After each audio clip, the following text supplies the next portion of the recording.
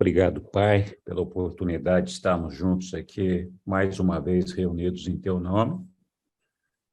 Pedimos que o Espírito da Verdade de nosso amado Micael Jesus nos mostre o caminho e que nosso ajustador do pensamento nos ilumine para permitir que percebamos esse caminho. Obrigado, Jesus, por participar conosco.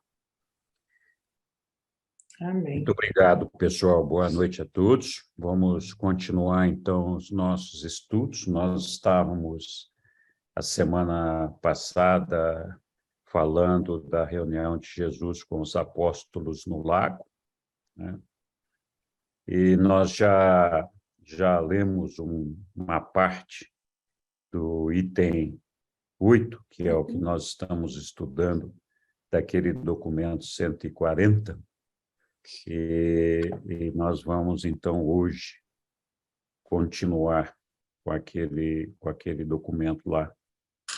E precisamos aí de um corajoso voluntário para fazer a leitura aqui para nós.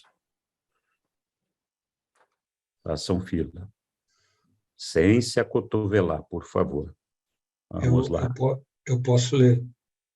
Então, obrigado, Milton.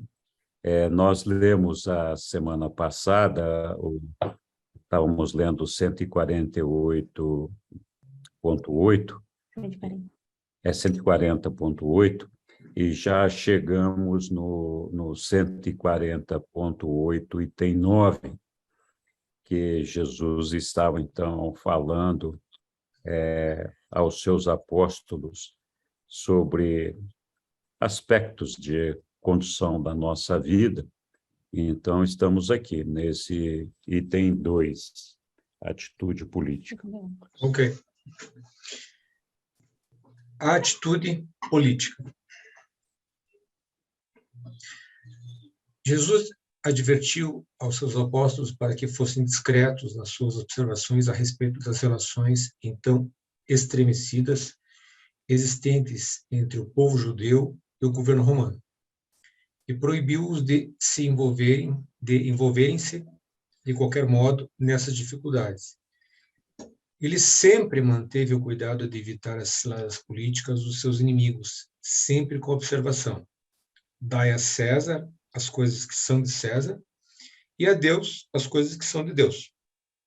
Jesus negava-se a deixar a sua atenção dispersar-se da sua missão de estabelecer um novo caminho de salvação.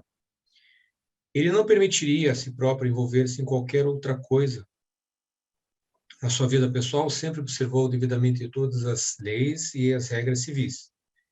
Em todos os seus ensinamentos públicos, ignorou os reinos civil, social e econômico. Ele disse aos 3 apóstolos que ele ocupava-se apenas com os princípios da vida interior pessoal e espiritual do homem. Jesus não foi, portanto, um reformador político. Ele não veio para reorganizar o mundo. E ainda que tivesse feito reformas, elas teriam sido aplicáveis apenas àqueles dias e àquela geração. Todavia, ele mostrou ao homem um melhor modo de viver, e nenhuma geração está isenta do trabalho de descobrir como melhor adequar a vida de Jesus aos seus próprios problemas. Nunca, todavia, deveis cometer o erro de identificar os ensinamentos de Jesus com qualquer teoria política ou econômica, ou com qualquer sistema social ou industrial. Muito obrigado, Milton. Esse texto é bastante longo, né? Então, vamos tentar conversar um pouquinho sobre isso aqui. Opa, acho que tem gente que andou caindo aí. Alguém quer comentar sobre esse texto?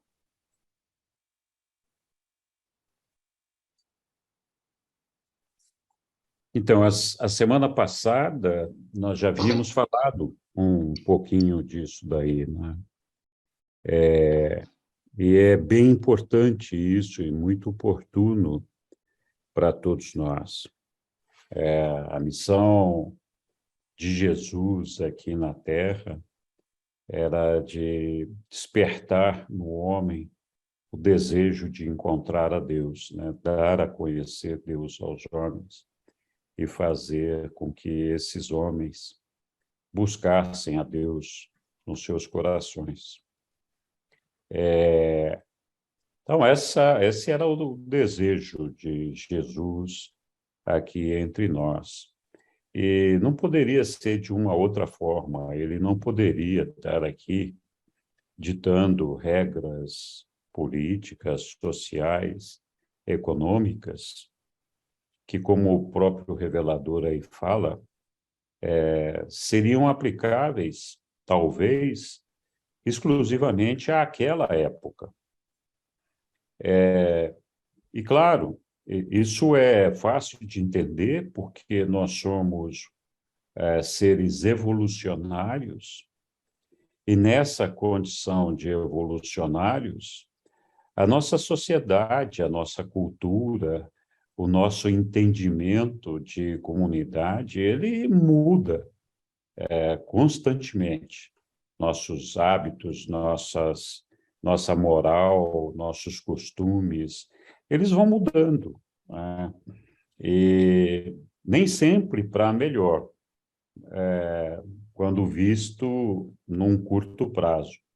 Mas quando a gente olha ao longo da evolução da civilização, claramente existe uma evolução positiva.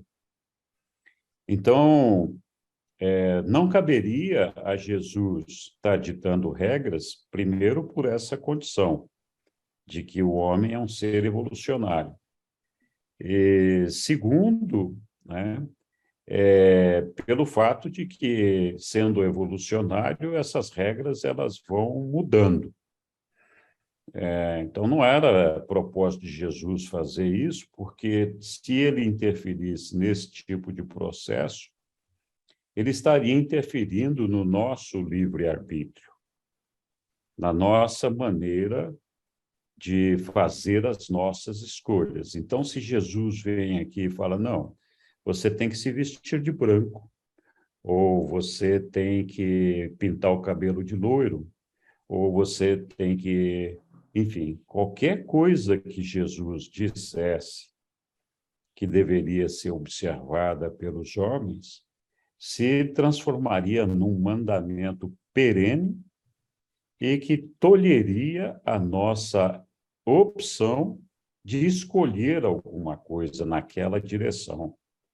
Então, não é esse o propósito da nossa evolução. A nossa evolução, o propósito é de que nós encontremos ou nos aproximemos cada vez mais da verdade a partir das nossas experiências, dos erros e dos acertos.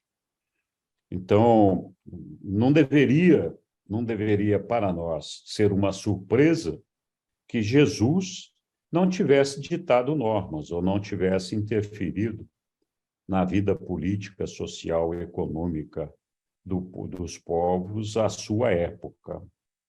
E como ele mesmo fala aí no texto, revelado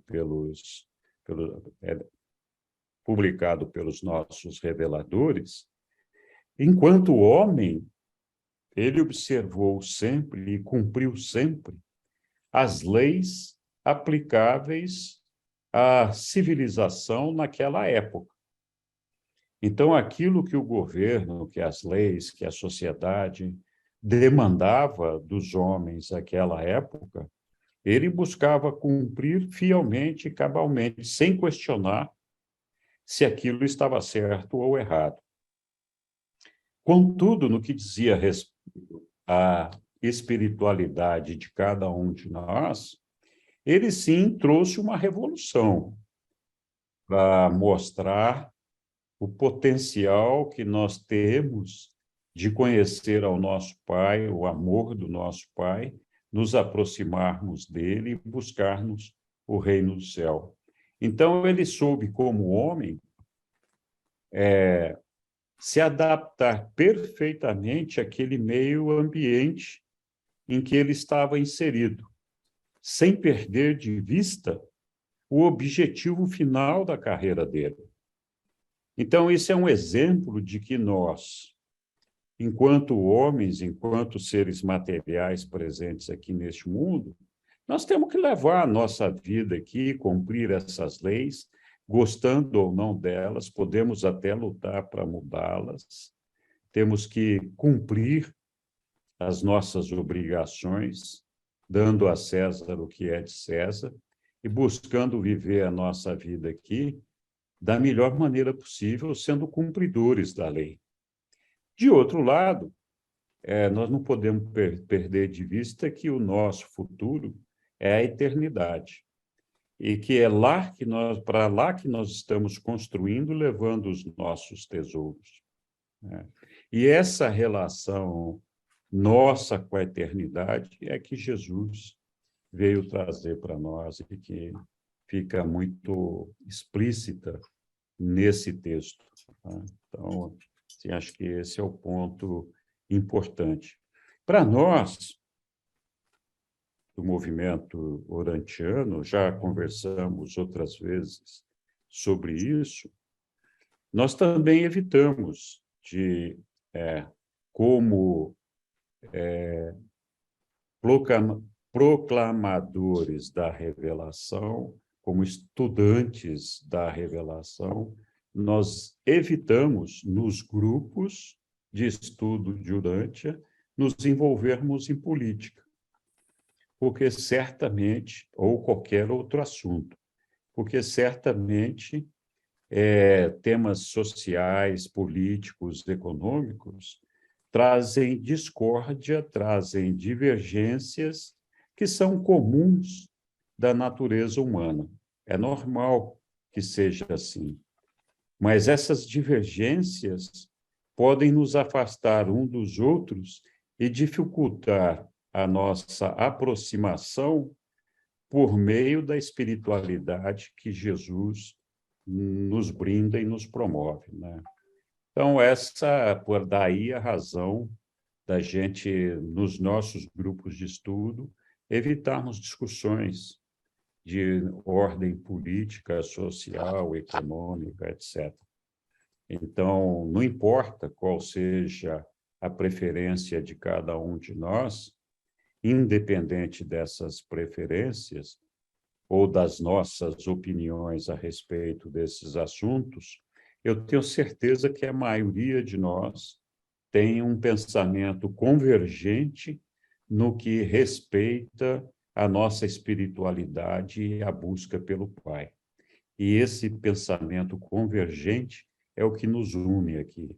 Então, isso é que é importante, e é por isso que é bom a gente estar estudando esse tema dessa forma. Não sei se alguém quer comentar mais alguma coisa, ou, enfim, fique à vontade.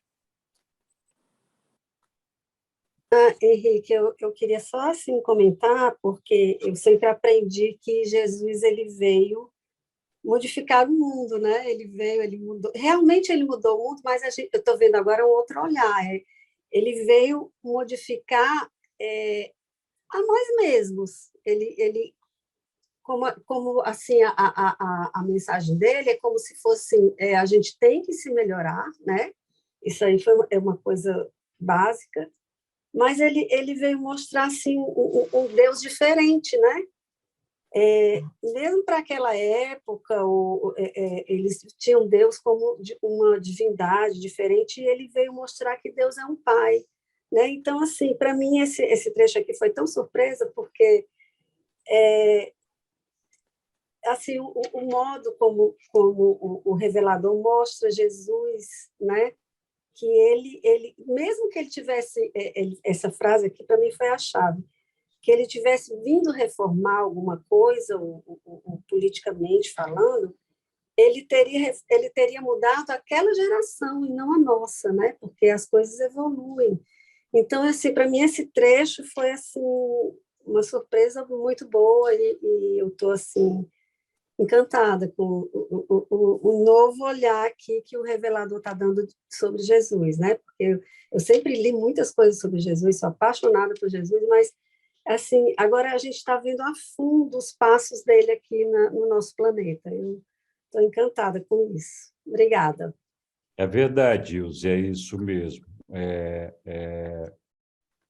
Tem muitas religiões que pregam que Jesus teria vindo nos salvar com seu sangue, reformar o mundo, fazer a reconciliação do homem com Deus. Se essa tivesse sido a missão de Jesus, ele teria falhado redondamente, né? Teria que voltar na Terra para consertar tudo que ficou para trás. Mas muito bem falado, muito bem lembrado. Obrigado. Oi, Yolanda, boa noite. Oi, oi. Na verdade, Jesus, assim, a proposta é de uma reforma íntima, né?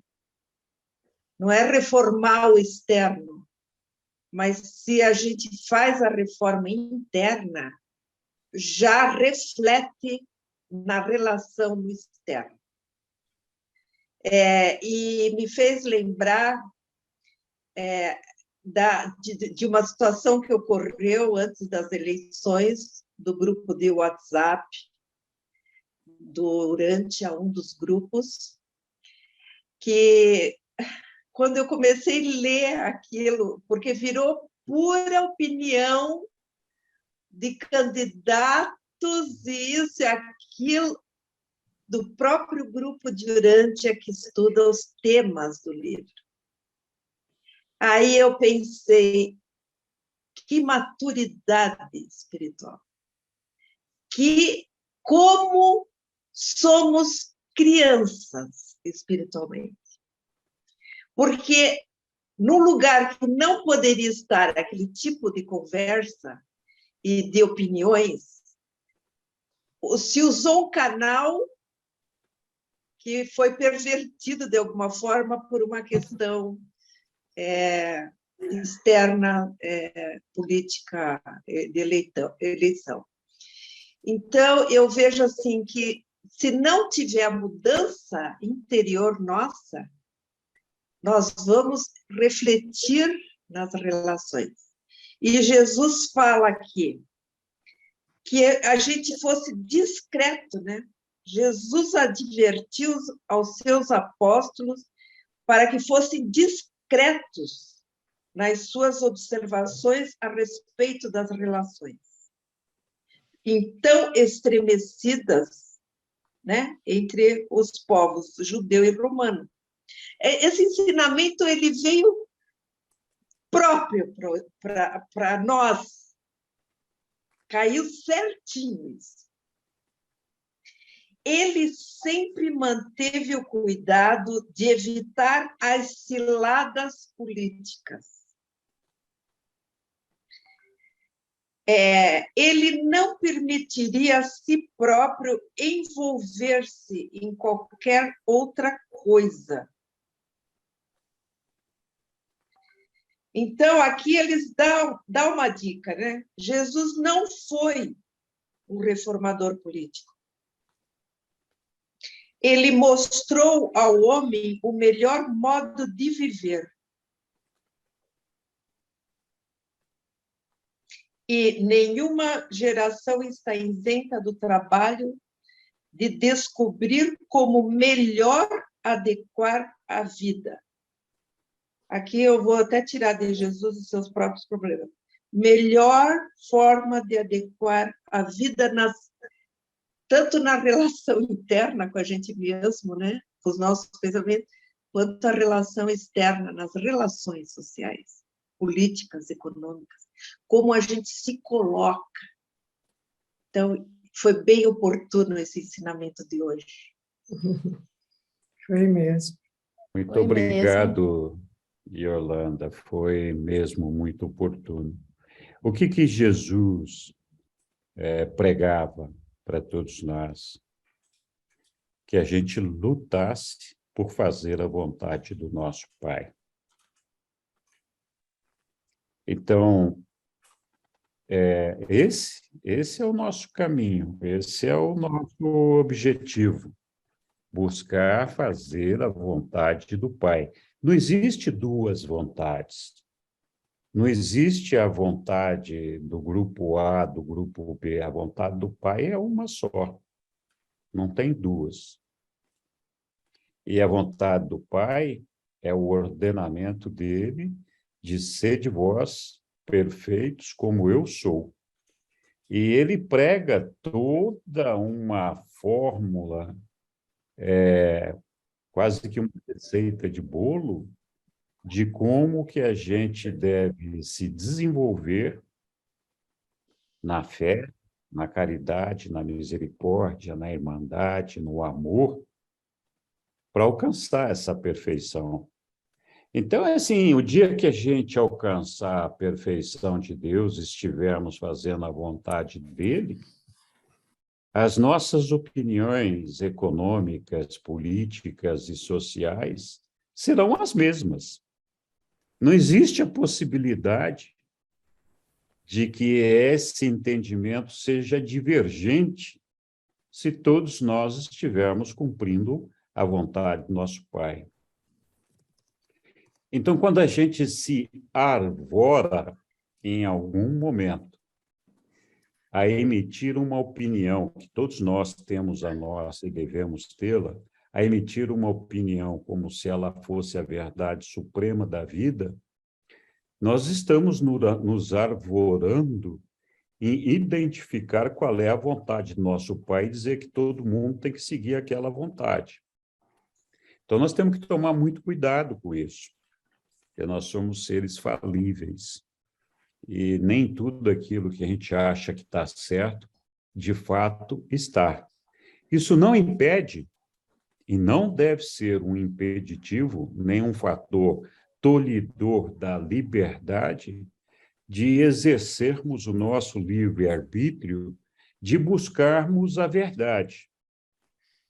Então, a busca da verdade, a busca da perfeição, implica para nós, seres imperfeitos, em escolhas que nem sempre estão acertadas. Mas essa é a beleza da coisa, né? Se a gente fosse perfeito, nós não seríamos seres evolutivos, nós seríamos seres perfeitos, isentos de erro. Então, o Pai nos deu essa liberdade de escolha justamente para que nós alcançássemos a perfeição, buscando-a através das nossas experiências, que implica em erros e acertos. Não tem outra maneira de fazer isso. E é uma coisa evolutiva, muito lenta, muito devagar, porque nós somos influenciáveis pelo nosso meio. E esse meio pode distorcer a vontade do nosso Pai e fazer com que a gente incorra em erros. Por isso que o nosso Pai é tão misericordioso e nos olha com tanto amor, tanto carinho, apesar dos nossos erros, que ele realmente compreende e aceita como parte dos nossos passos para buscarmos a perfeição dele, que é o que realmente importa, o nosso desejo de chegar até ele, de alcançar a perfeição dele. Oi, Lília. Oi. Então, eu achei interessante porque essa parte que Jesus fala, né, que para os apóstolos, que eles não deveriam entrar nessa questão de política, principalmente por causa né, que havia os judeus do lado, os romanos de outro, então para eles seria até perigoso, né, eles quererem, vamos dizer assim, ficar de um lado, tinha alguns que queriam guerra ali, né? Então, não era prudente que eles se... Inclusive, até hoje, aqueles que se dedicam totalmente à vida espiritual, né, ao evangelho, a espalhar, vamos dizer assim, né, o evangelho e fazer como Jesus fez, né, viver só essa vida espiritual mais dedicado, que são os padres, os pastores, aqueles que se doam totalmente, né, a essa causa, eles não podem, a não ser com autorização do bispo. No caso da Igreja Católica, tem que ter uma autorização do bispo, mas daí eles se afastam da função de padre, eles não podem ter as duas funções, né? Aquele padre lá que concorreu, agora às eleições, ele era de outra, ele teve também a permissão, né? Mas ele era de outra igreja, não era da Igreja Católica. Mas, assim, eles não, via de regra, eles são orientados a não assim,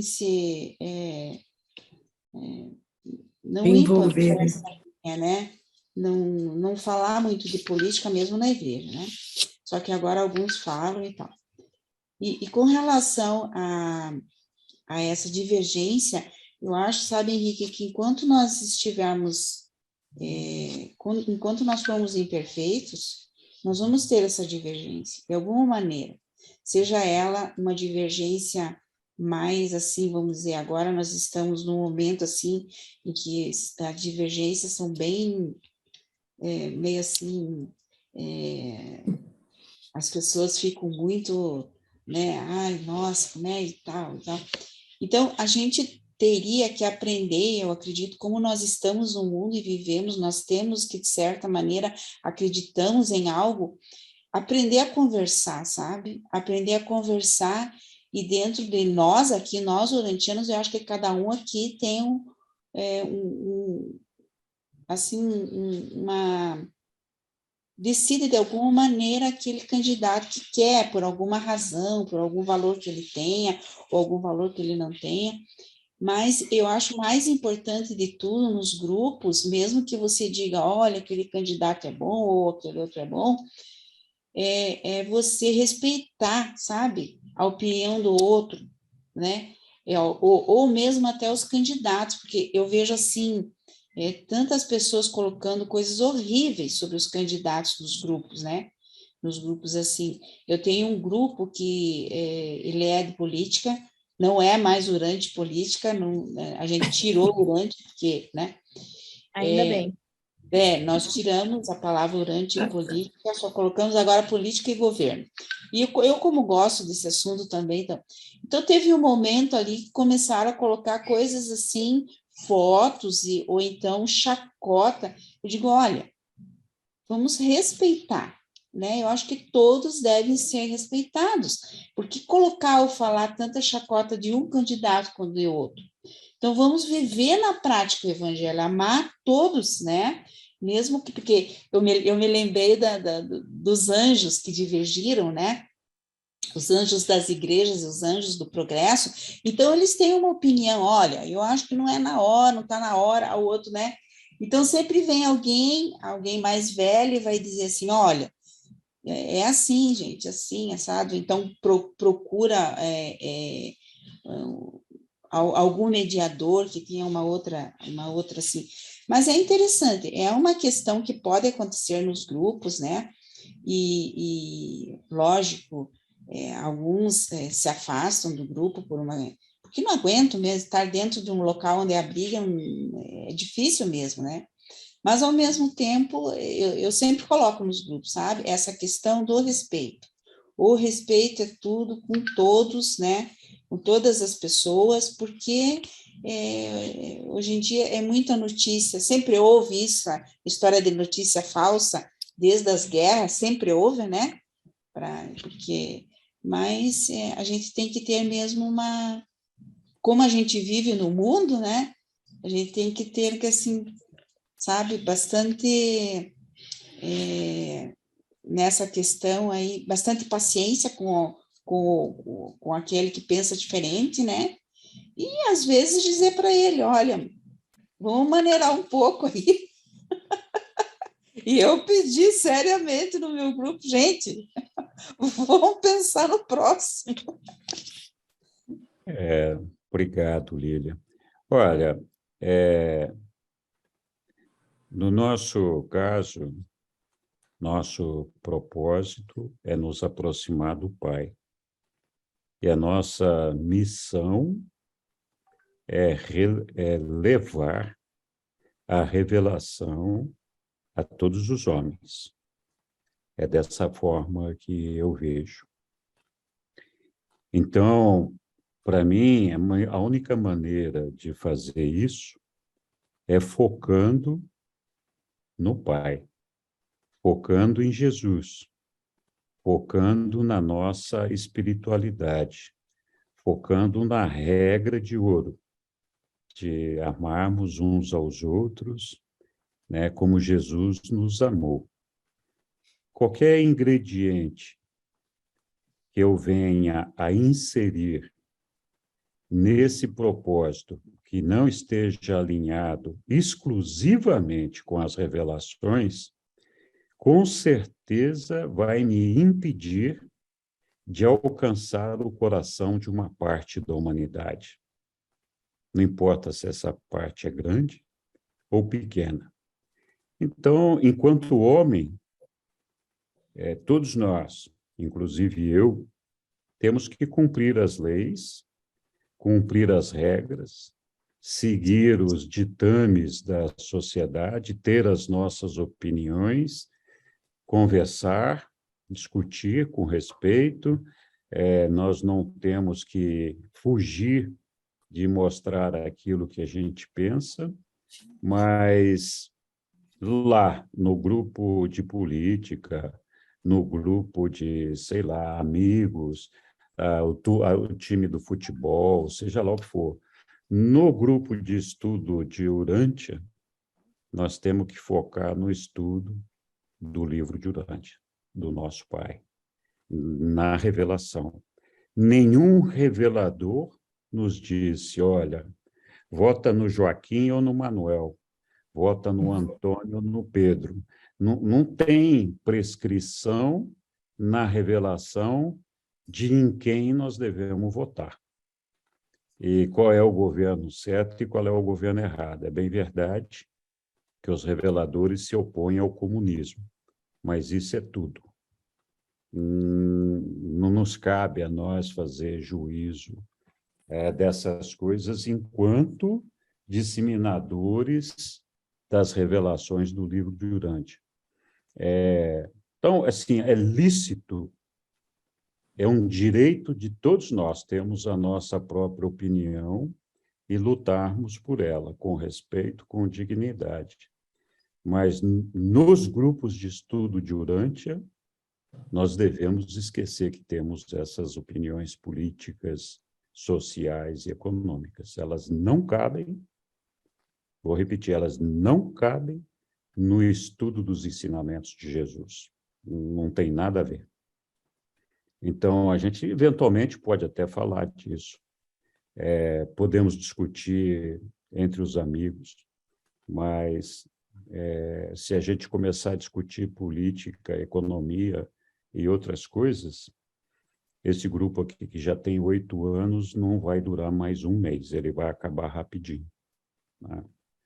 Então, eu acho tão bonito a gente estar junto aqui, compartilhando esse amor de Jesus, esse amor do Pai, e aprendendo com as revelações. Para que a gente vai estragar isso, né? Deixa assim. Anyway, alguém mais quer fazer algum comentário ou seguimos adiante na nossa leitura? Beleza, então. Então, agora vamos fazer uma convocação aqui. Lília, então você está encarregada de ler o próximo parágrafo aqui. É o item 3 aqui. Atitude social. Opa, espera aí que Sussu quis dirigir o meu cursor aqui, atrapalhou. É que é só para pôr o César para dentro. Ok. Vamos lá, atitude social. Os rabinos judeus há muito vinham debatendo sobre a questão: quem é o meu próximo? Jesus apresentou a ideia da bondade ativa e espontânea, um amor tão legítimo. Jesus apresentou a ideia da bondade ativa e espontânea, um amor tão legítimo pelo semelhante, que fez expandir a noção do que é o próximo, o vizinho, a ponto de incluir o mundo inteiro, e então fazendo com que os nossos próximos fossem todos os homens. Mas, com tudo isso, Jesus estava interessado apenas no indivíduo, não na massa. Jesus não era um sociólogo. Ele apenas trabalhou para romper todas as formas de isolamento egoísta. Ele ensinou a simpatia da pura compaixão. Micael de Nébado é um filho dominado pela misericórdia. A compaixão é a sua natureza mesma. O mestre não disse que os homens não devessem entreter os seus amigos durante as refeições, mas ele disse que os seus seguidores deveriam fazer festas para os pobres e os desafortunados. Jesus tinha um senso firme de justiça, mas que foi sempre temperado pela misericórdia. Ele não ensinou aos seus apóstolos que deixassem os parasitas sociais e os pedintes profissionais tirar vantagem deles. O mais próximo que ele esteve de fazer pronunciamentos sociológicos foi quando mencionou: não julgueis para que não sejais julgados. Jesus deixou claro que a bondade indiscriminada poderia ser considerada a culpada de muitos males sociais. No dia seguinte, Jesus deu a Judas a instrução definitiva de que nenhum fundo apostólico fosse dado como esmola, a não ser a pedido dele ou sob o pedido conjunto dos dois apóstolos. Para todas essas questões, a prática era que Jesus dissesse: sede sábios como as serpentes, mas tão inofensivos como os pombos. Parecia ser o seu propósito, em todas as situações sociais, ensinar a paciência, a tolerância e o perdão. A família ocupava o centro mesmo da filosofia da vida de Jesus, aqui e na vida futura. Ele baseava os seus ensinamentos sobre Deus na família e, ao mesmo tempo, tentava corrigir a tendência judaica de honrar os antepassados em exagero. Exaltava a vida familiar como o dever humano mais elevado, mas deixava claro que as relações familiares não deveriam interferir nas obrigações religiosas. Ele chamava a atenção para o fato de que a família é uma instituição temporal, de que ela não sobrevive à morte. Jesus não hesitou em abdicar-se da sua família quando a família se postou contrariamente à vontade do Pai. Ele ensinou a mais nova e ampla irmandade entre os homens, os filhos de Deus. No tempo de Jesus, os hábitos e a prática do divórcio eram relaxados na Palestina e em todo o Império Romano. Ele recusou-se reiteradamente a estabelecer leis a respeito do casamento e do divórcio, mas muitos... Caiu? Caiu. Vou continuar. Mas muitos... Os primeiros seguidores de Jesus tinham opiniões bem marcadas sobre o divórcio e não hesitaram em atribuí-las a ele. Todos os escritores do Novo Testamento, exceto João Marcos, ativeram-se às ideias mais rigorosas e avançadas sobre o divórcio. Eu vou parar aqui nesse item, torcendo para que a Lília retorne aqui, se recupere da queda. E vamos lá, alguém quer tecer comentários a respeito desse texto?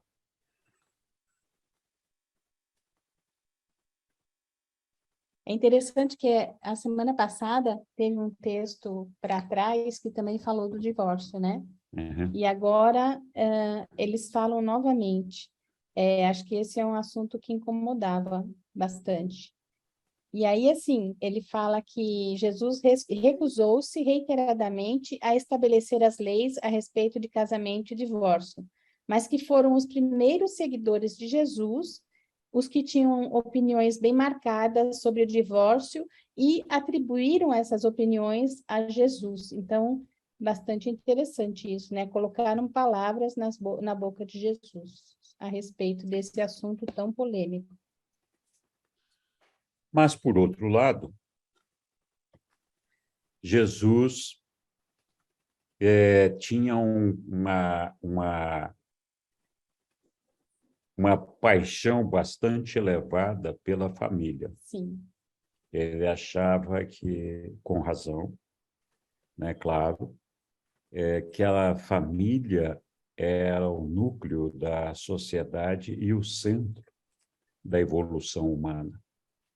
Que sem a família fica muito difícil você promover o desenvolvimento da sociedade. Então, Jesus era um grande defensor da família, o que não significa que ele fosse a favor ou contra o divórcio. O que ele prezava muito era a relação de estrutura de autopreservação, autossustentação e gratificação da família. A autopreservação, a reprodução da espécie humana, que é fundamental. Então, mas não pode ser um negócio promíscuo, senão essa reprodução ela carece de responsabilidades, de efeitos morais e sociais. Então, essa necessidade de preservação tem que ser acompanhada da autossustentação, e a sustentação só é possível quando as pessoas envolvidas assumem as responsabilidades e criam os mecanismos necessários para fazer que aquela família se desenvolva de uma maneira sustentável num relacionamento de responsabilidade entre pais, filhos e entre os cônjuges, mesmo que separados. Então, esses dois pontos, a autopreservação e a autossustentação, nós vamos ver num documento mais adiante, quando realmente esse documento está dedicado à família, ao estudo da família. Então, quando a gente chegar lá, a gente vai ver isso melhor.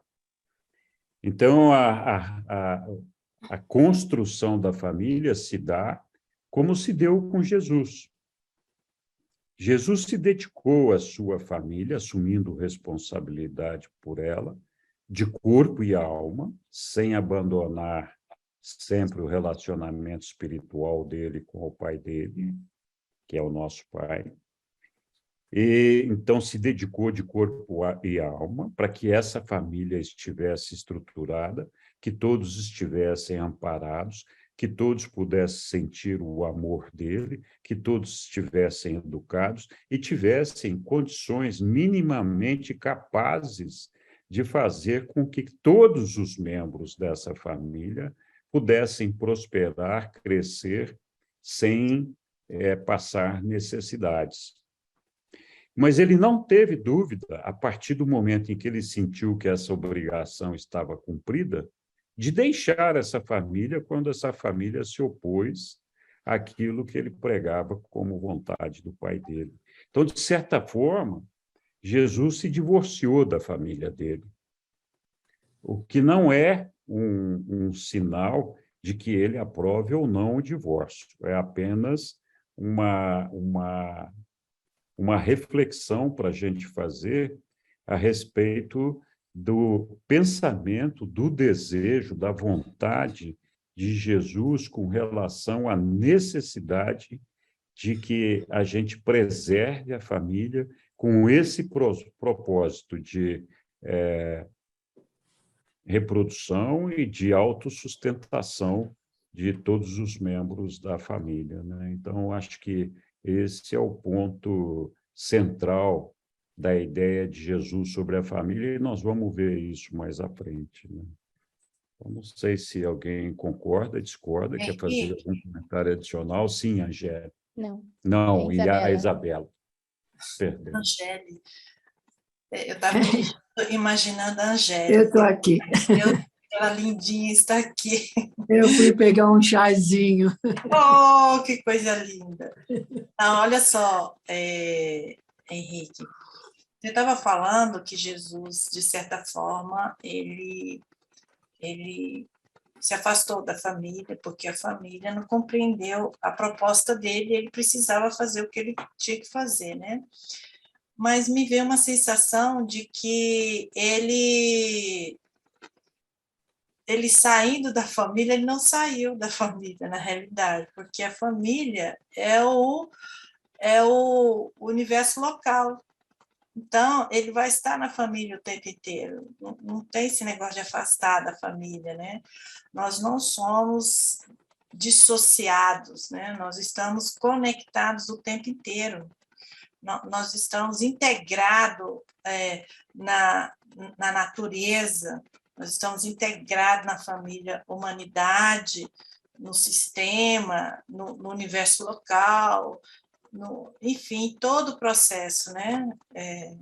Então, assim, para mim, a família, eu não li não me lembro de ter, eu não li essa parte de Urantia que fala sobre a família, e se li também não lembro. Como diz o Walter, eu vou ter que ler umas 30 vezes. 30 não, é pouco. Então, a família me parece que é uma questão cultural, né? Como o divórcio que estava se falando aí agora, né? Porque há histórias que tem que ter divórcio, não tem jeito. Porque a criança corre risco, a mulher corre risco, o homem corre risco, né? Então, assim, todo mundo da família corre risco se aquele grupo estiver vivendo numa casa só. E ele fala, não julgais. Toda vez que eu julgo, eu fecho a boca, eu entro na prova. Eu começo a viver aquilo que eu acabei de julgar. Impressionante. Então, tem que ter muito cuidado com o que eu falo. Então, eu acho que eu senti isso na hora que você estava falando. É verdade, eu acho que você colocou muito bem, Isabela, o sentido de família do reino de Deus. E os reveladores, nesse mesmo texto, falam de Jesus ter, então, se voltado e se dedicado à verdadeira família, aquela que é a família do reino de Deus. Mas, enquanto membros de uma humanidade, de uma sociedade humana,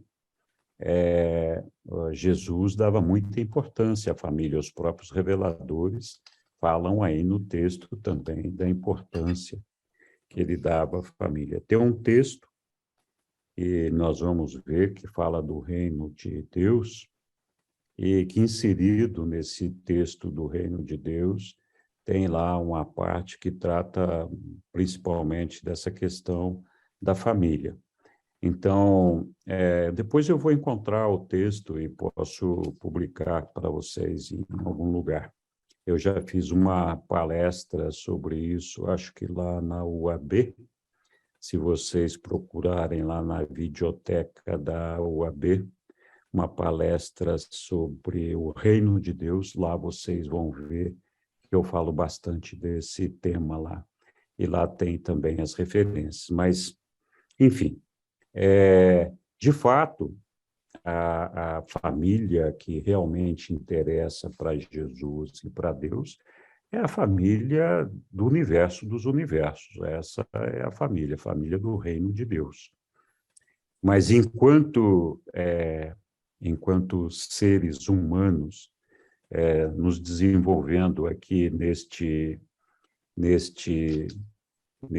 universo, é inegável a importância da família para a reprodução da espécie humana, porque se não tivesse a família, ia ser um negócio bagunçado, no sentido de que ia ter um monte de procriação, filhos para todo lado, mas quem assume a responsabilidade por esses filhos, se não exclusivamente a mãe, porque o pai, com certeza, num ambiente desse, não ia assumir responsabilidade nenhuma. Hoje já é difícil na cultura que nós temos.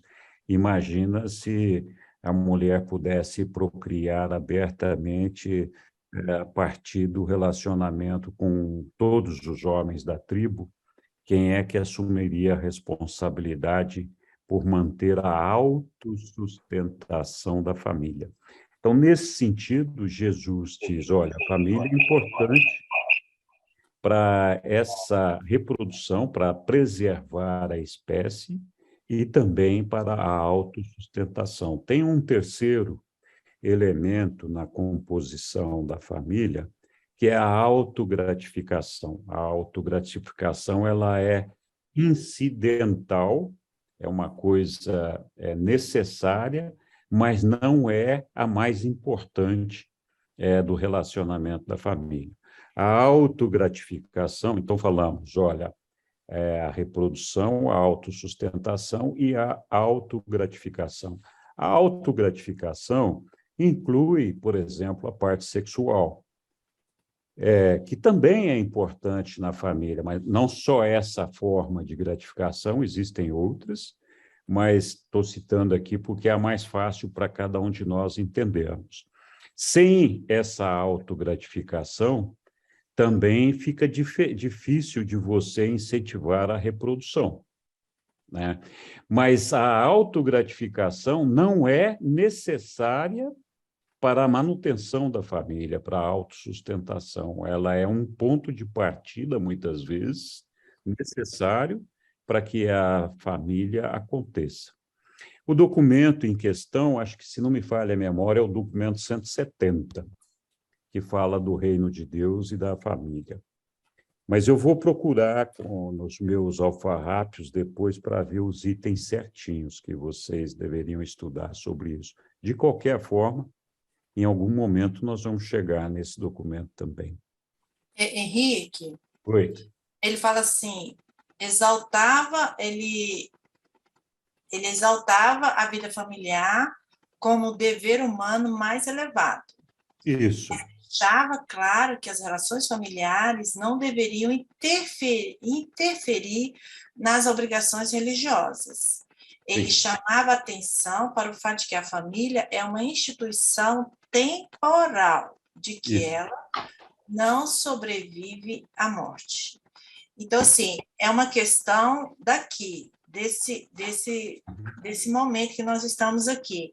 E a coisa mais importante, assim, na minha santa ignorância, lendo isso aqui, o que eu senti, é a minha relação com Deus. Então, se essa família disfuncional, doente, não porque eles são isso ou são aquilo, eles estão recebendo interferências e que eles nem têm consciência disso, e essa família está desse jeito, então é interessante você se afastar para que você preserve a sua relação com Deus.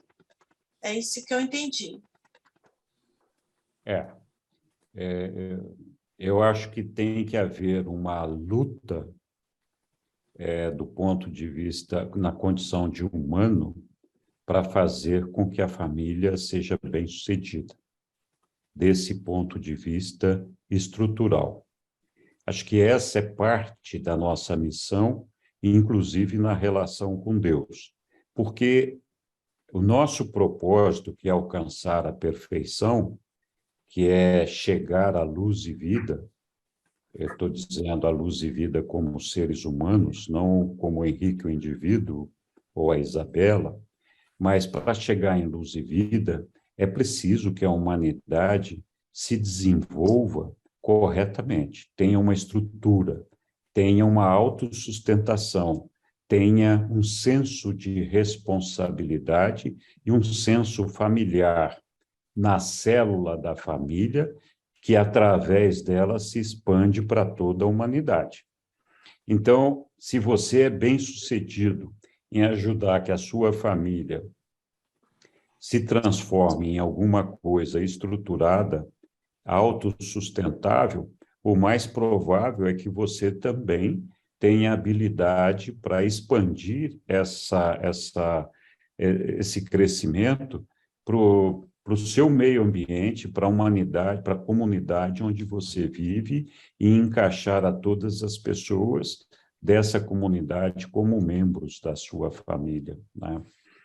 Então, uma coisa leva a outra, mas tem razão. O que Jesus diz que o mais importante é a nossa relação espiritual, a nossa relação com a família do nosso Pai. Mas como nós vamos desenvolver esse senso que implica na regra de ouro de amarmos a todos como Jesus nos amou, se a gente não for capaz de exercer isso nem dentro da nossa família carnal? Verdade. Então, esse é o ponto. Mas muito bem lembrado, muito boa a provocação que você fez aí, Isabela, acho que é bem por aí mesmo. Algum outro comentário nesse sentido, ou seguimos adiante? Lilian, eu espero que você tenha se recuperado dessa queda impressionante. Para variar, não, ficou sem energia aqui. Não, Desculpa, viu, gente? Foi bom. Isabela, Oi, Isabela, o Henrique, há umas 2 semanas atrás aí, comentou que leu um documento 80 vezes, cada vez que ele lê, ele entende de um jeito. Então, nós não podemos perder a esperança, não. Meu entendimento vai mudar também, né? Então, pode ser então que nós vamos... se aproxime mais do entendimento de todos vocês. Mas vamos lá. Viu, Henrique? Eu não sei se vocês comentaram, mas... Se você ler 30 vezes, você vai ter 30 interpretações. É verdade. Eu vejo a vida de Jesus, a existência, né? E os exemplos que ele deixou, é uma oportunidade para a gente estar sempre usando isso como exemplo para nossas vidas, né? E para as vidas dos outros. Eu me vejo aqui agora uma recordação a minha namorada tem 3 filhos, e eu tenho 2. Como eles não têm pai, eu acabo sendo, pelo menos, o pai, em algum momento, né? Nas questões materiais desses 3 rapazes, né? São 5 rapazes. Então, tem o mais velho, o Rian, há uns 2 anos atrás, ele estava com 17 anos e só fazendo merda, né? Em casa. Então, usando droga, batendo no outro, o Renan, que tem 15 anos. Então, a mãe me pediu para dar conselho, conversar com ele. Aí, eu só veio a memória, na minha mente, a história de Jesus. Chamei ele, conversei, olhando olho no olho, falei, irmãozinho, Jesus, quando o pai dele morreu, ele como filho mais velho, né, como primogênito, ele assumiu a casa, passou a cuidar dos irmãos como se fossem seus filhos. Eu tive uma conversa com ele de 5 minutos. A mãe dele falou que ele mudou da água para o vinho, começou a trabalhar, passou a tratar os irmãos com carinho, falar eu te amo, e assumi, falei com ele, cara, assuma o papel de pai como Jesus fez. Esse é o seu papel agora. Você é o irmão mais velho. Você precisa tratar os seus irmãos com amor e a sua mãe. Aí ela fica toda hora, manda as mensagens. O nosso. Acho que ele... hoje é o dia de cair. Estava muito legal aí Bacana, né? depoimento do Portela. Muito legal. Vamos ver se ele volta, né? Está travado lá. Lilian, quer falar enquanto isso? Isso, então, não sei se vocês já comentaram, mas aqui fala que Jesus exaltou a vida familiar, mas que a família, ela é só temporal, né? Ela é só daqui. Como é que fala aqui? Peraí. A família é uma instituição temporal, ele chamou a atenção de que ela não sobrevive à morte. Então, quer dizer, lá seremos todos irmãos, ninguém mais é pai, a gente não vai se reconhecer como minha mãe, meu pai, seremos todos irmãos? Eu acho que sim, né, Lilian? Apesar de que os reveladores nos contam, por exemplo, de casais que continuam unidos de alguma forma pela eternidade. Então, apesar de estarem Que lindo. apesar de estarem muitas vezes separados por idades, Uhum. idades no sentido de, às Eras. vezes, eras, sem se verem, mas que em algum momento eles se encontram de novo, comemoram a reunião, ainda que temporária, de alguma forma celebram o fato de estarem juntos, mas cada um exerce o seu caminho, a sua função ao longo da eternidade a serviço do nosso Pai. Então, acho que essa relação de carinho, de amizade, de entendimento, continua pela eternidade para aqueles casais que assim o desejarem. E talvez tenha essa relação de amizade, de carinho com os filhos também, mas lá eles já não serão nossos filhos, eles serão filhos de Deus, né? Nossos irmãos. Nossos irmãos. E assim como as esposas e esposos lá não serão esposas nem esposos, serão seres que têm um relacionamento afetivo especial, carinhoso, amoroso, mas já não são mais marido e mulher no sentido nosso aqui da nossa vida temporal. E nenhum de nós vai exercer lá a mesma responsabilidade que exerce aqui com relação aos filhos ou ao cônjuge, né? Lá, pelo menos, não vai ter que pagar pensão, eu acho.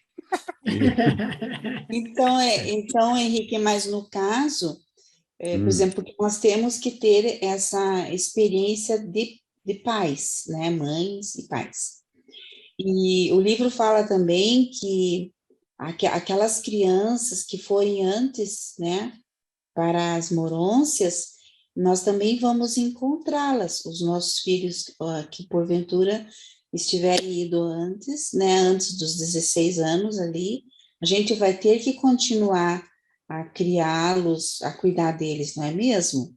Quer dizer, isso que eu ia falar, Lilian, tem esse caso dos pais que acabam de criar os filhos no berçário, né, probatório, eles vão para isso, lá. ou então que terão que ser pais, aqueles que não foram pais aqui, terão que ser pais lá, né?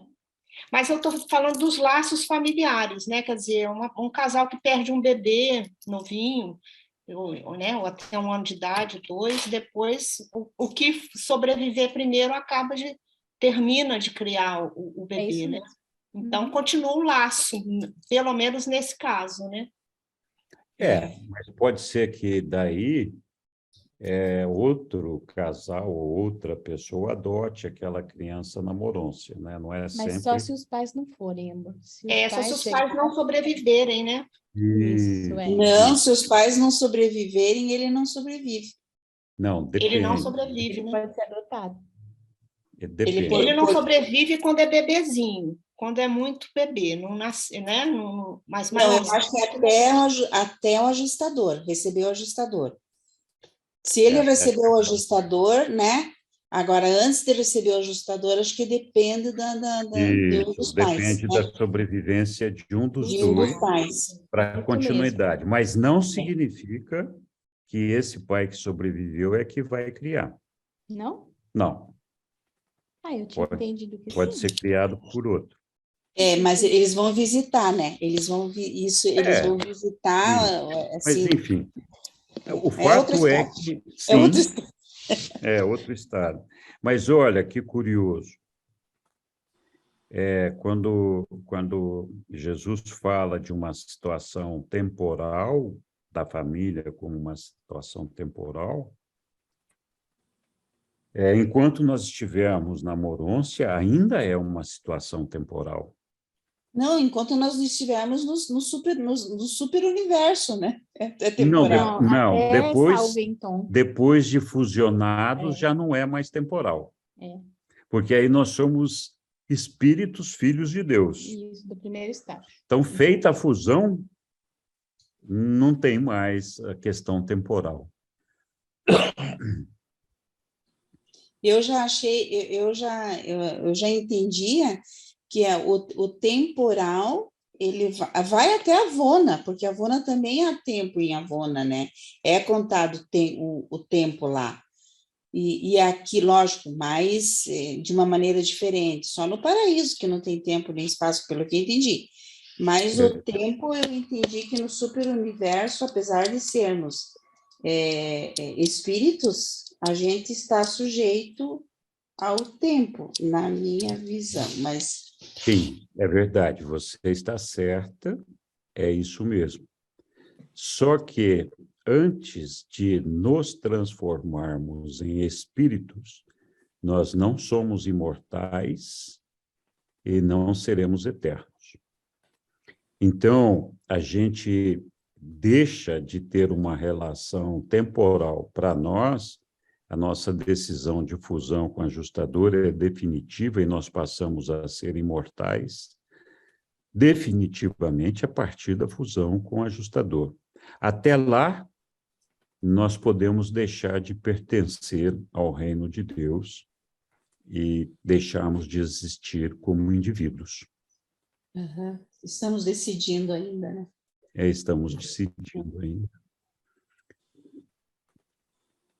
Então, tá bom, mas alguém... voltou, né? O Walter, Walter, quer concluir. completar alguma coisa da tua história lá, Walter? Porque estava tão interessante. Você deu o cascudo no piá lá. Eu não sei, porque eu caí, eu falei até onde? Você falou que a sua esposa comentou que ele... Não, minha namorada, né? O filho mais velho perdão, dela. a sua... não vamos ouvir. Ela tem 3 filhos, e eles não têm pai. Isso. Então, acaba que sobra para mim, sim, diretamente, né? Esse papel, não como pai, mas como conselheiro. Então, esse menino estava com 17 anos, estava muito rebelde, não queria saber de nada, só usando droga, e batendo no outro de 15 anos, o Renan. Então, a mãe pediu para dar uns conselhos. Aí eu fui conversar com ele, eu dei o exemplo de Jesus para ele. Olha, quando Jesus perdeu o pai, né, José, ele assumiu o papel de pai. Então, ele começou o ministério dele, só depois todos os irmãos seguiram suas profissões, os irmãos tornaram-se independentes, né? Então, este é o papel seu hoje nessa família. Você tem que ser o pai, você é o primogênito, você tem que tratar seus irmãos com carinho, mas como um carinho de pai.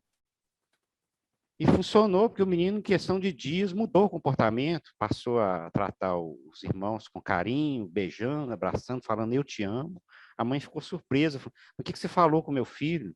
Eu falei, usei o exemplo que Jesus nos deu, né? Jesus nos ensina, né? A ser um bom amigo, a ser um bom pai, a ser um bom irmão, a ser um bom filho. Ensina esses valores de família, né? Que muitas vezes a gente se identifica mais com um amigo do que com um irmão de sangue, né? Porque todos nós somos irmãos, somos uma grande família. Então, nada melhor do que você usar o exemplo que Jesus nos deu, né? A sua existência, para a gente aprender a errar menos. E também a poder usar esse exemplo para poder aconselhar outras pessoas. Muito legal, Walter. Muito obrigado por Parabéns. esse depoimento e que bom que deu certo lá com o seu, não é enteado, né? Mas seu tutelado ali de alguma forma, tudo bem. Bom, mais algum comentário sobre esse assunto, pessoal? Seguimos adiante aqui com a nossa leitura. Bora. Então tá, bora lá então. Lilian, você quer continuar lendo ou você pretende cair de novo? Coitada. Não. Pode ser a outra pessoa também, não sei. Tá bom? Quem que vai ler então? Alguém quer ler? Posso ler? Então vai. Obrigada. Obrigado. A atitude econômica. Jesus trabalhou, viveu e transacionou no mundo do modo como o encontrou. Ele não foi um reformador econômico, embora frequentemente chamasse atenção para a injustiça da distribuição desigual das riquezas. E não propôs, para remediar isso, qualquer sugestões. Deixou claro para os três que, conquanto não fosse para os seus apóstolos manterem propriedades, ele não estava pregando contra a riqueza e a propriedade, mas meramente sobre a sua distribuição injusta e desigual. Reconhecia a necessidade de justiça social e de equidade industrial, mas não propôs regras para que isso fosse estabelecido. Jesus nunca ensinou aos seus seguidores que evitassem posses terrenas. Apenas aos seus 12 apóstolos ele ensinou isso. Lucas, o médico, era um forte crente da igualdade social e muito fez para interpretar as palavras de Jesus em harmonia com as suas crenças pessoais. Jesus nunca ordenou pessoalmente aos seus seguidores que adotassem um modo comunitário de vida. Ele não se pronunciou de nenhum modo sobre essas questões. Ele prevenia frequentemente aos seus ouvintes sobre a cobiça, declarando que, aspas, a felicidade de um homem não reside na abundância das suas posses materiais, fecha aspas. Ele reiterava constantemente: de que serve a um homem ganhar todo o mundo e perder a sua própria alma? Ele não fez nenhum ataque direto à posse de propriedades, mas insistiu em que é eternamente essencial que os valores espirituais venham em primeiro lugar. Nos seus ensinamentos posteriores, ele procurava corrigir muitos erros cometidos na visão da vida predominante em Urântia, narrando numerosas parábolas, as quais ele apresentava durante as suas ministrações públicas. Jesus nunca teve a intenção de formular teorias econômicas. Ele bem sabia que cada idade deve desenvolver os próprios remédios para os males existentes. E se Jesus estivesse na Terra hoje, vivendo a sua vida na carne, ele traria um grande desapontamento à maioria dos bons homens e mulheres, pela simples razão de que não tomaria posições na política atual, nem nas disputas sociais e econômicas.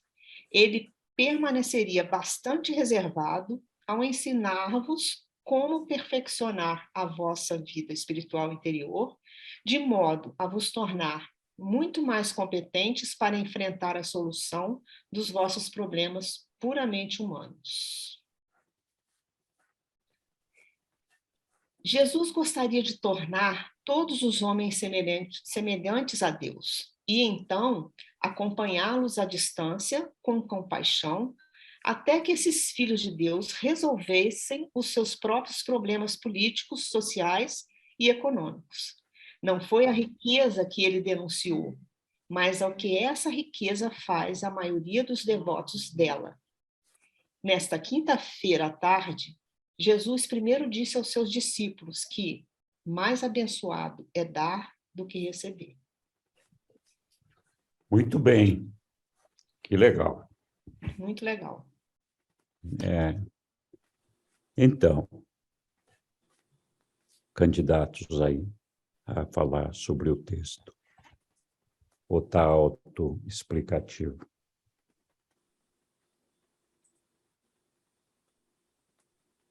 É a única coisa que realmente... Claro, né?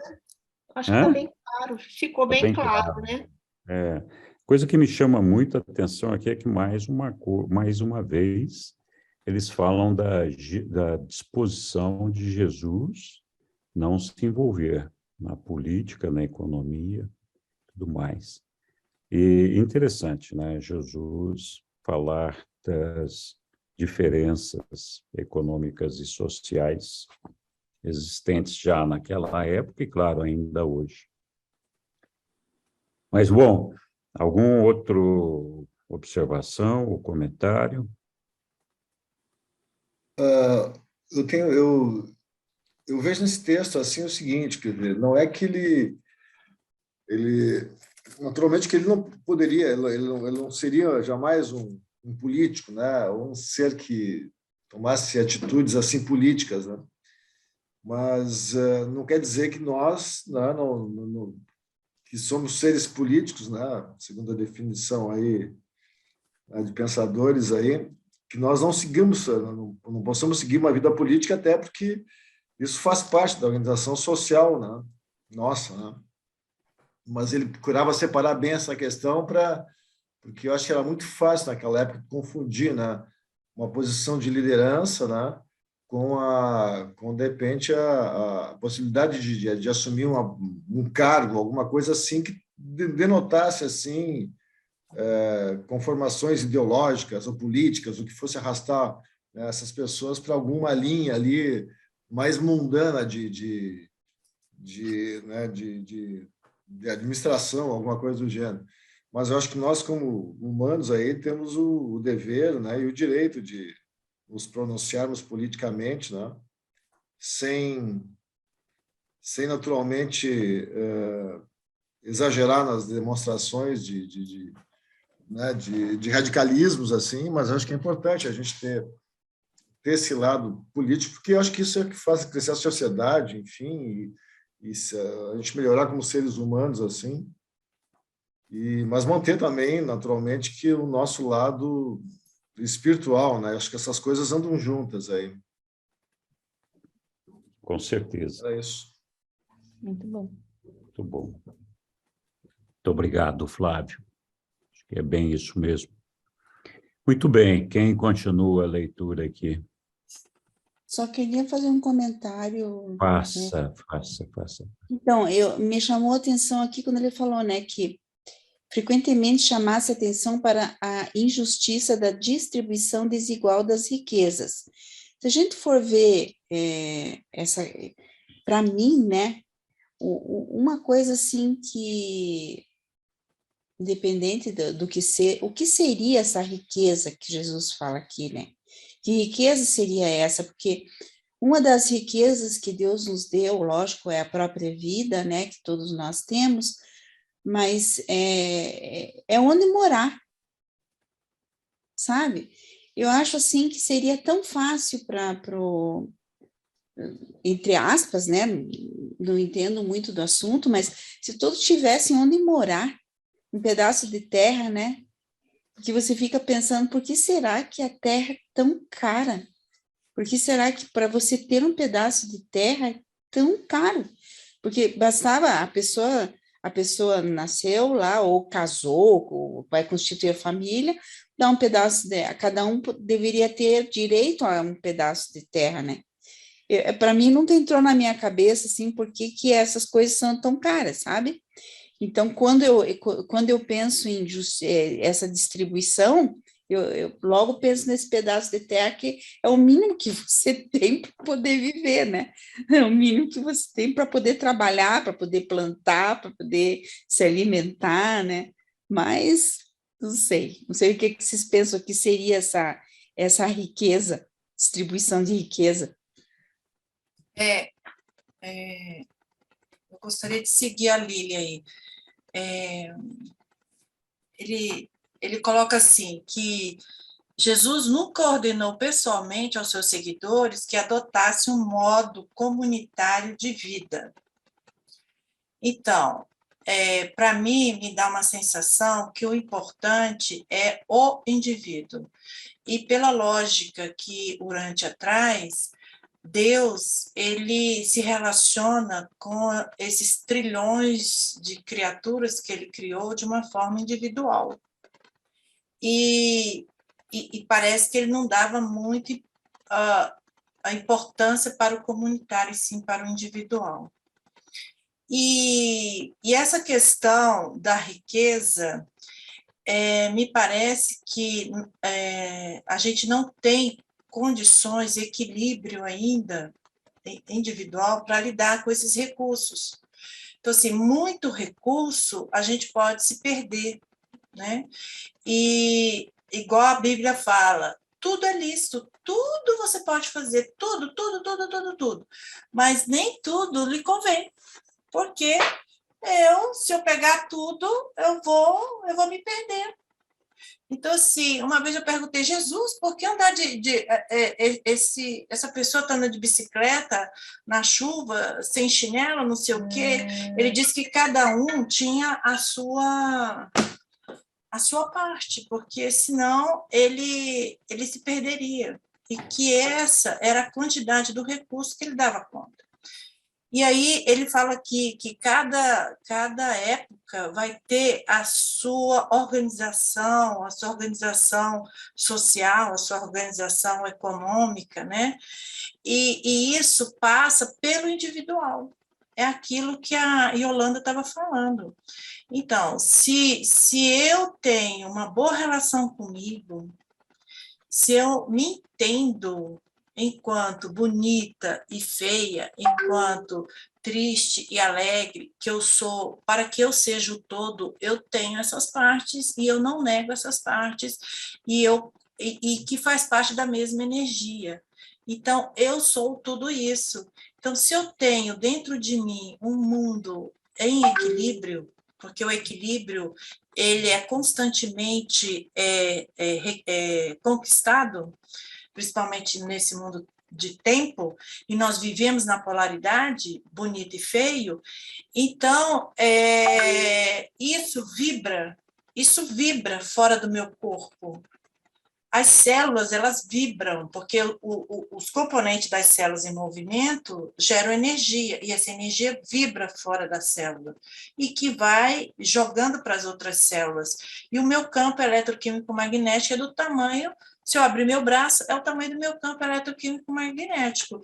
E eu, enquanto uma célula familiar, eu vibro e vibra para a minha família. E a minha família, enquanto uma célula da humanidade, ela vibra para a humanidade. Então, nós construímos o nosso mundo com o pensamento, imaginando e sentindo. Então, eu entendi isso. Por isso que depende do crescimento individual, depende da consciência que eu tenho de mim. Então, é aquela história, quanto mais consciência eu tenho de mim, né, menos circuitos eu vou ter. E o destino, eu vou desenhar meu destino. Quanto menos consciência eu tenho de mim, o destino já está desenhado. Eu sou automaticamente levado pelo destino, né? Que são os circuitos automáticos que nós temos. Então, eu entendi isso quando ele fala desses ensinamentos. E também ele teve orientação que ele não poderia interferir na dinâmica do planeta. Em nada ele não podia interferir. E assim ele fez. É como se ele andasse em observação da humanidade. Ele estava e não estava. Ele estava simplesmente passando. Né? Agora, eu não sei como é que ele conseguiu fazer isso, que ele vibra, e a vibração dele não alterou assim, significativamente aquela estrutura social. É isso que eu acho interessante, ele conseguiu conter isso, não sei se foi o corpo que ajudou ele a conter isso. E ele sempre pontuando a distribuição injusta e desigual, a distribuição injusta e desigual. E a necessidade de justiça social e de equidade industrial. Isso que me chama a atenção, equidade industrial. Equidade industrial. Por que ele não falou da produção, né? E ele falou da indústria? Isso que eu não entendi. Obrigado, Isabela. Nós vamos falar já um pouquinho disso daí. Deixa a Egli comentar. Egli, por favor. Esse tópico me chamou assim da parte da atitude econômica, né? Essa última frase desse tópico, né? Que Jesus primeiro disse aos seus discípulos que mais abençoado é dar do que receber, né? Isso me chamou bastante atenção porque é um desenvolvimento, né? Uma prática, porque normalmente nós queremos sempre receber mais, a cobiça faz esse movimento da avidez para buscar o receber, né? E aí esse ensinamento é o dar, é mais importante do que receber, é um convite ao desenvolvimento da distribuição, da bondade, né? Esse exercício da bondade que a gente tanto precisa aprender a desenvolver. Me parece assim um ensinamento aí de trabalhar, de refletir, né? Que é mais abençoado é o dar do que o receber, né? Me chama a atenção, assim, talvez tenha relação com essa parte econômica de distribuição de renda, de equilíbrio, de dar um pouco mais sobre esse tema, a gente desenvolveu a bondade, né, que é um dos atributos necessários para o nosso desenvolvimento espiritual. Então, essa observação. Obrigada. Muito obrigado, Egli. Acho que é bem lembrado isso daí. Mas, olha, esse tema da riqueza e da distribuição de renda é sempre muito polêmico. E depende da maneira como você interpreta isso daí, causa muitas confusões, né? Então, assim, tem gente que acha, então, que você tem que distribuir equitativamente, né, com igualdade, aquilo que você possui. Você não pode ter mais do que os outros, o que é uma interpretação errada desse texto.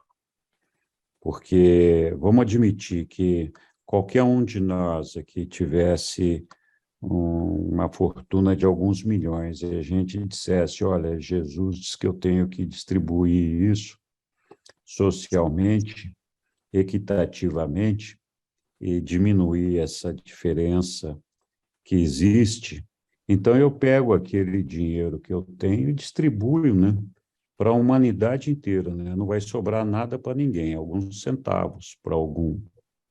Não, que benefício, que geração de renda nós vamos fazer a partir disso. Então, assim, não é que você não pode ter, e não é que você, entendo, deve dividir com todo mundo.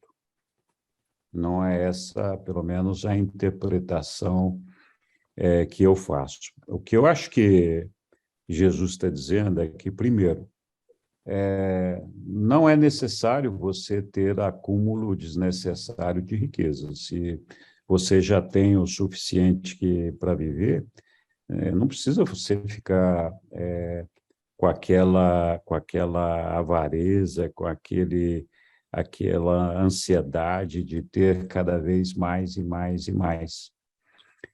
Eu acho que quando você tem uma maneira de distribuir isso daí, né? Muita gente distribui, por exemplo, pagando impostos. É uma maneira de você, se você arrecadou uma fortuna lícita, ao pagar impostos, você está fazendo uma distribuição. De outra forma, quem dá emprego tem uma troca de relação econômica na relação trabalhador e empregado, que pode ser justa ou injusta. O que Jesus está dizendo aqui é que essa relação deve ser justa, né? Então, também não é uma coisa assim que você vai distribuir para quem não merece. Alguém tem que fazer por merecer também. Então, acho que tem que dar igualdade de oportunidades para todo mundo. Ou seja, esse é um tema que suscita inúmeras interpretações ao gosto de cada tendência política, econômica ou social, mas o relevante aqui é que, bom, para o homem, pouco adianta ele acumular riquezas neste mundo apenas para ele, e apenas por acumular. Jesus fala, você deve acumular tesouros no céu, não adianta acumular tesouros aqui na terra. E se você tem, distribui de alguma forma, pode ser dando emprego, por exemplo, e remunerando bem aqueles que trabalham com você, né? É uma forma de distribuir aquilo que você tem. Então, tem muitas maneiras da gente interpretar esse negócio. A gente tem pessoas que acumularam fortunas gigantescas, o Bill Gates é um bom exemplo disso, e ele montou uma fundação com a maior parte da fortuna dele dedicada a melhorar as condições de vida do homem na Terra. É claro, ele reservou uma parte importante dessa fortuna para ele, importante pelo valor nominal, mas insignificante porque ele guardou para ele 3% ou menos. 3% da fortuna total dele, que é muito. Mas 97% ele colocou nessa fundação. Né? Então, tem um sentido de distribuição de riqueza e de igualdade. Podemos gostar ou não de cada um, de como está fazendo isso, mas existe esse reconhecimento. Então, esse tema é um tema bastante árido, bastante difícil, bastante complexo, e acho que o importante é justamente isso. Nenhum de nós deve se perder na nossa espiritualidade por conta desse desejo de acúmulo de tesouros na Terra. Então, sim, nós podemos ter casa, podemos ter carro, podemos ter uma porção de bens e de patrimônio, mas nem nada disso, nenhum desses bens, ou nem a totalidade desses bens, pode ser mais importante para nós do que Deus, do que alcançarmos a eternidade e dedicarmos uma vida a Deus, a fazer a vontade dele. Pode ser que a gente descubra maneiras interessantes de exercer essa vontade de Deus com o patrimônio que a gente consegue acumular. Então, eu acho que essa é a chave de você não se perder, porque você dá mais importância a ter o carro bonito do que você dá para Deus. Esse é o ponto relevante da questão, né? Mas, enfim, como eu falei, é um tema que cada igreja explora isso de uma maneira diferente, né? Algumas em benefício próprio, algumas proibindo a riqueza, outras promovendo a pobreza, enfim, cada um incentiva esse negócio com uma interpretação diferente. Mas vamos lá. Interessante, né? Eu lembrei, nos Estados Unidos tem muito essa questão do trabalho voluntário, que muitas vezes você distribui, né, com o teu trabalho, e desde cedo as crianças são ensinadas a fazer esse trabalho voluntário, né? E também é comum que eles façam muitas doações. Eu estava vendo um documentário esses dias do dono da Ford, né, dos carros lá, e no final da vida, ele e o dono das rodovias, que eu não lembro o nome, que construiu muitas rodovias nos Estados Unidos, no final da vida, eles competiam em quem doava mais. Então, eles fizeram grandes doações para hospitais, eles construíam hospitais, construíam bibliotecas, né, nas escolas, nas universidades. Nossa, eu achei aquilo tão legal, nunca imaginei assim, né? Depois também, então, esses grandes, principalmente esses donos de grandes fortunas, que de alguma maneira tiveram sorte, né? Trabalharam muito na vida. A gente sabe que essas pessoas trabalham muito, não vem do céu, né? E de certa maneira vem do céu, mas a base tem muito trabalho, né? E investiram em coisas que deram certo. Mas eles também eles têm esse costume, não sei nos outros países, mas dessa doação. E como você falou mesmo, né? Bem lembrado que os nossos impostos, eles são colocados de uma maneira obrigatória, lógico, né? Mas para o bem de todos, né? Todos ali, na saúde, nas estradas e tal. Ou pelo menos devia ser, né? Mas sim, de alguma maneira vai, né? Não como deveria, mas estamos no caminho. É isso aí. Aqui tem um pedacinho que fala uma coisa bastante interessante, porque eu concordo com você, Lilian. Eu acho assim, eu acho que todo mundo deveria ter direito a ter uma casa, todo mundo deveria ter direito à saúde, todo mundo deveria ter direito à educação. E isso, na minha opinião, extirparia, assim, em grande parte, a violência que existe. Mas a gente não tem isso ainda, né? E aqui nesse texto mesmo está falando, ó, Jesus gostaria de tornar todos os homens semelhantes a Deus, e então acompanhá-los à distância com compaixão, até que esses filhos de Deus resolvessem os seus próprios problemas políticos, sociais e econômicos. Então, assim, é um trabalho nosso, né? Jesus está lá torcendo para que a gente consiga. Torcendo para quê? Para que cada vez mais a gente se perfeccione, mais pessoas, né, se perfeccione ou vão ficando melhores e melhores, até que a gente entre em luz e vida, onde tudo isso vai ser sanado, né? Mas está longe pra caramba, a gente queria que fosse hoje, né? Que fosse logo. Que o nosso voto permitisse que isso acontecesse. E não acontece, porque a gente ainda é muito imperfeito, né? Não são só os políticos que são imperfeitos, nós somos imperfeitos. Então, vai demorar, infelizmente vai demorar. Mas cada um melhorando a si próprio, né? Eu acho que isso vai, em algum momento, vai resolver. E nesse momento que a gente pede, Jesus, ajuda aí, né? E cada um pode fazer sua parte também, ajudando da maneira que pode, né? Cada um fazendo o seu, acho que vai somar. É isso mesmo.